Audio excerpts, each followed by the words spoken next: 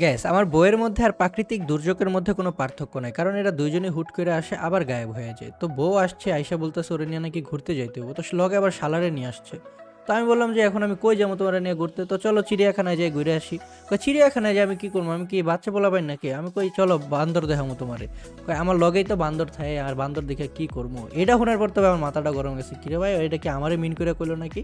তো পরে জিদ দিয়ে চিড়িয়াখানায় লয়ে যেতেছি, কারণ ইগোতে লাগছে কথাটা। এরপর আমি মেট্রোর ভেন্ডিং মেশিন থেকে 3টা টিকিট কাটি, আর 3টা টিকিট কাটে আমরা 3জন রওনা দিই চিড়িয়াখানার উদ্দেশ্যে, মেট্রো দিয়ে সুন্দর ভিউ উপভোগ করতে করতে। তো আমার ভিডিও যারা দেখেন তাদের মধ্যে অনেকে হয়তো এখনো চিড়িয়াখানায় কখনো যান নাই বা বাঘভাল্লুক দেখেন নাই, তো চলেন আমার ভিডিওর মাধ্যমে আজকে দেখবেন। এরকমই একটা উদ্দেশ্য ছিল কিন্তু আমার, ঠিক আছে।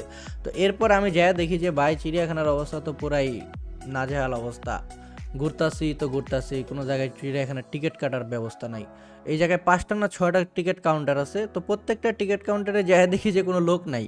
ঠিক আছে, তো আমি ভাবছিলাম যে হয়তো বা এটাতে নেই ওইটাতে পাবো, এটাতে নেই ওইটাতে পাবো, মানে প্রত্যেকটাতে আমি ঘুরার পরে দেখি যে একটার মধ্যে কোনো লোক নাই। তারপরে এখানে যারা আর কি নিরাপত্তা কর্মী যারা ছিল সিকিউরিটি গার্ড হিসেবে, তাদেরকে জিজ্ঞেস করার পর ওনারা বলতেছে আজকে নাকি চিড়িয়াখানা বন্ধ। তো এ তো ভাই আমার দুঃখে বুকটা ফাইটটা গেল গা।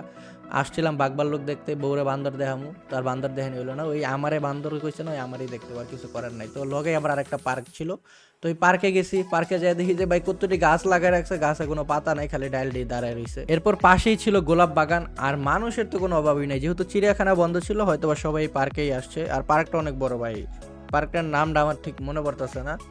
বোটানিক্যাল গার্ডেন মনে পড়ছে, বোটানিক্যাল গার্ডেন ছিল নামটা। আচ্ছা যাই হোক, তো এখানে আসছি, আর কি করবো, আপনার করে বাঘভাল্লুক দেখাইতে পারলাম না। তো সবাই যারা যারা এই অবধি ভিডিওটা দেখছেন লাইক টাইক করে দিন, ফলোটা যারা করেন নাই ফলোটা দ্রুত করেন।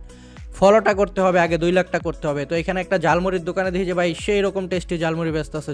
দোকানটা ছোট হলে কি হবো, জালমুড়িটা কিন্তু হেভি ছিল। আর দেখতে দেখতে আমরা ব্লগের একদম শেষ পর্যায়ে চলে এসেছি। লগে মেয়ে মানুষ থাকলে ফুচকা চটপটি এটা একটা কমন খাবার, ঠিক আছে। তো এটা খাইতে খাইতে আজকের ব্লগ থেকে আমরা বিদায় নিই। টাটা গাইজ, ভালো থাকবেন সবাই, টাটা।